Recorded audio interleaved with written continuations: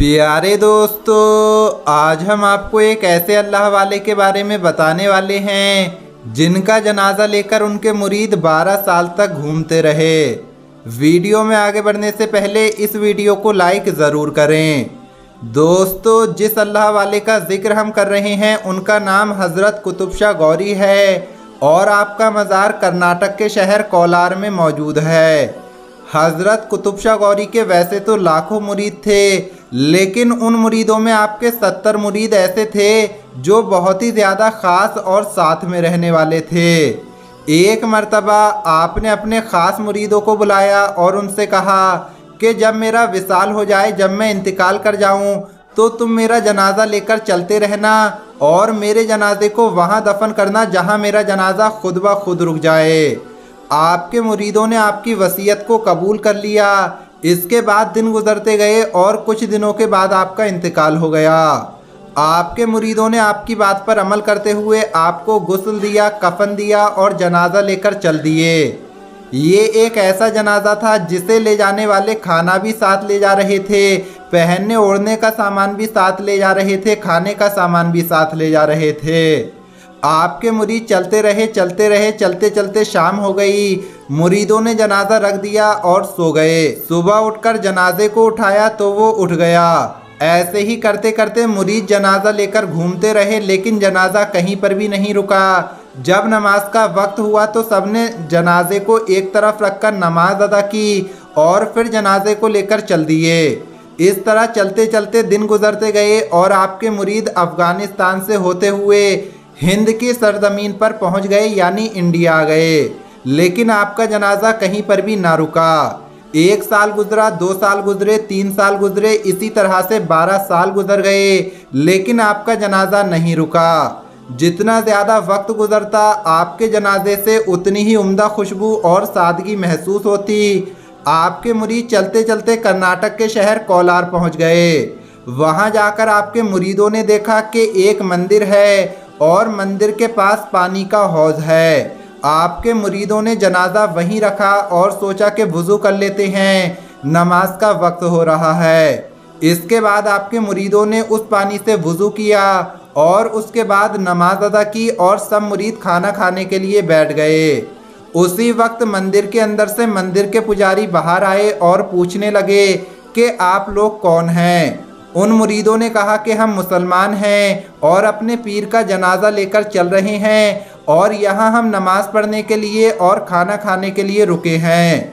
मंदिर का पुजारी घबरा गया और कहने लगा, आप लोग यहाँ से चले जाएं, क्योंकि आप लोग ये नहीं जानते कि इस इलाके की एक रानी है जो मुसलमानों से बहुत नफरत करती है और मुसलमानों का नाम तक सुनना पसंद नहीं करती है। अगर उसे पता चला कि आप लोगों ने यहाँ पर नमाज पढ़ी है और खाना खाया है तो आपके साथ साथ मुझे भी मौत के घाट उतार दिया जाएगा। इसके बाद मुरीदों ने जनाजे को उठाने की कोशिश की। सबसे पहले 4 लोग जनाजा उठाने के लिए गए, लेकिन जनाजा नहीं उठा। इसके बाद 8 लोग गए, फिर 12 लोग गए। ऐसे ही करते करते 40 लोग जनाजे को उठाने की कोशिश करने लगे, लेकिन जनाजा नहीं उठा। उठना तो बहुत दूर की बात, वो जनाजा हिला भी नहीं पा रहे थे। ये लोग 12 साल तक चलते चलते अपने पीर की बात भूल गए थे। इतने में किसी को याद आ गया और वो कहने लगा, क्या आप भूल गए हो, हमारे पीर ने कहा था कि जब मेरा विसाल हो जाए तो जनाजा लेकर चलते रहना और जहाँ मेरा जनाजा रुक जाए वहीं पर मुझे दफना देना। लिहाजा इशारा तो यही है कि यहाँ जनाजा रुक गया है और मज़ार भी यहीं बनेगा। पंडित जी ने जब ये सुना तो वो घबरा गए। उन्होंने जनाजा उठाने की कोशिश की, लेकिन वो एक पाया भी नहीं हिला पाए। पंडित भी समझ गए कि ये कोई आम इंसान नहीं है। इसके बाद पंडित बोले, जो होगा देखा जाएगा, आप लोग यहीं रुको। अभी ये बात चल ही रही थी कि इतने में रानी अपने लश्कर के साथ उस जगह पहुंच गई। रानी को देखकर पंडित के होश उड़ गए। रानी पूछने लगी कि यहाँ क्या हो रहा है, ये लोग कौन हैं। पंडित ने जवाब दिया कि ये मुसलमान हैं। मुसलमानों का नाम सुनते ही रानी आग बबूला हो गई। फिर रानी ने जनाजे की तरफ इशारा करके पूछा, ये कौन हैं। तो पंडित ने जवाब दिया कि ये इन लोगों के पीर हैं। बस इतना सुनना था तो रानी बोली, इन्हें यहाँ से उठा लो वरना अंजाम बहुत बुरा होगा। तो पंडित ने सारा माजरा रानी को सुना दिया कि इनका जनाजा उठ नहीं रहा है। उठना तो बहुत दूर की बात, ये हिल भी नहीं रहा है। हम सब ने कोशिश कर ली लेकिन हम जनाजे को हिला तक नहीं पाए। रानी बोली, तुम्हारे कहने का क्या मतलब है, मुझे कुछ समझ में नहीं आ रहा है। पंडित जी बोले, हमने तो काफ़ी देर से कोशिश कर रहे हैं कि इनका जनाजा उठ जाए और ये लोग यहाँ से चले जाएं, लेकिन इनका जनाजा हिल तक नहीं रहा है। रानी अपने सिपाहियों से कहती है कि इस जनाजे को उठाओ और मंदिर के इलाके से बाहर डाल दो। इसके बाद 4 सिपाही आए, उन्होंने जनाजा उठाने की कोशिश की लेकिन वो ना उठा पाए। इसके बाद 8 सिपाही आए और 12 सिपाही आए और देखते ही देखते बहुत सारे सिपाही उस जनाजे को उठाने के लिए आ गए, लेकिन वो सबके सब नाकाम रहे। उठना तो बहुत दूर की बात, वो जनाजे को हिला तक नहीं पा रहे थे।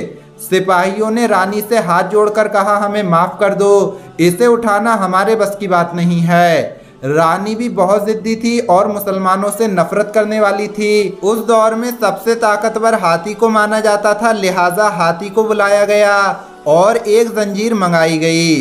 जंजीर को जनाजे से लपेटा गया और हाथी के पैरों में वो जंजीर बांध दी गई। रानी ने हुक्म दिया कि हाथी को चलाया जाए। हाथी ने अपना जोर लगाया लेकिन वो भी जनाजे को हिला तक नहीं पा रहा था। जंजीर के टुकड़े टुकड़े हो गए लेकिन अपनी जगह पर जनाजा वैसे ही कायम रहा। उस वक्त में जंजीर की एक कड़ी एक बालिश की हुआ करती थी। अगर आपको यकीन नहीं आता तो आप इस वक्त दरगाह पर जाकर देख सकते हैं। 14 कड़ी जनाजे से लिपटी हुई आज भी वहाँ रखी हुई हैं और बाकी कड़ियाँ हाथी के साथ चली गईं। रानी ने जब ये सब देखा तो वो घबरा गई और पूछने लगी, ये माजरा क्या है, हम सुनना चाहते हैं। इसके बाद मुरीदों ने सारी बात रानी को बता दी और कहा कि हम मुसलमान हैं, कलमा पढ़ने वाले हैं। हमारे पीर ने हमें वसीयत की थी कि मेरा जनाजा लेकर चलते रहना और जहां मेरा जनाजा रुक जाए वहीं पर मुझे दफन कर देना। रानी ने जब ये सुना तो वो मान गई और कहने लगी कि जब गुलामों का ये आलम है तो इनके पैगंबर हज़रत मोहम्मद मुस्तफ़ा सल्लल्लाहु ताला अलैहि वसल्लम का क्या आलम होगा। इसके बाद उसी मंदिर में हज़रत कुतुब शाह गौरी का मज़ार बन गया और आज भी वहाँ मौजूद है। उम्मीद करते हैं ये वीडियो आपको पसंद आई होगी। मिलेंगे अगली वीडियो में। अल्लाह हाफिज़।